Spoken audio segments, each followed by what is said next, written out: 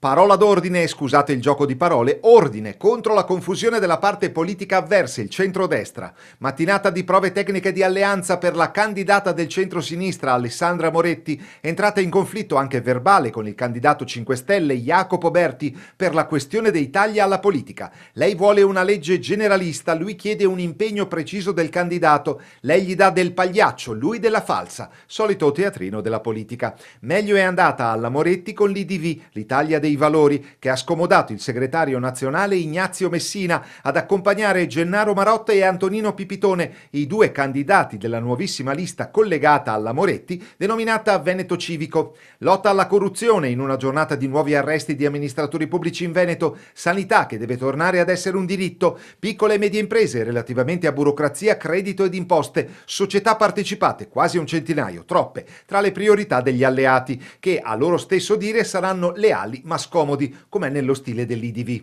Rinnovamento radicale della Regione Veneto, l'ambizioso obiettivo comune, che non significa spartizione di poltrone, sottolineano, ma capacità di parlare alla testa dei cittadini, non alla pancia, per creare nella Regione un laboratorio virtuoso, equivalente ad un progetto di governo e ad un programma di rilancio del territorio. Impegno numero 1, cancellare i vitalizi dei consiglieri sottoposti a condanna. Via i vitalizi per i condannati. Questo non è possibile, che i consiglieri condannati non decadano da consiglieri ma si portano a casa a spese dei cittadini. Via la corruzione dagli appalti, perché se no non si mette in moto l'economia sana.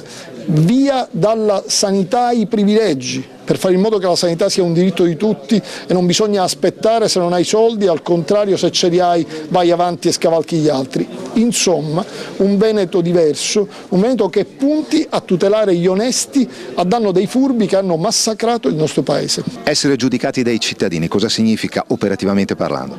Fare in modo che tutto quello che noi facciamo possa essere giudicato dai cittadini veneti. Noi metteremo sul nostro sito non soltanto la nostra agenda personale, quindi l'agenda degli assessori, l'agenda del Presidente, perché i cittadini veneti devono conoscere per esempio quali sono i nostri impegni istituzionali. Poi ci sarà un sito dedicato ai cantieri veneti, quindi il cittadino veneto potrà conoscere tappa per tappa tutte le fasi di un cantiere, anche la fase di assegnazione, perché quella ditta, perché ha vinto quel bando, quali sono stati i criteri, quanto mi costa l'appalto, quanto dura l'appalto.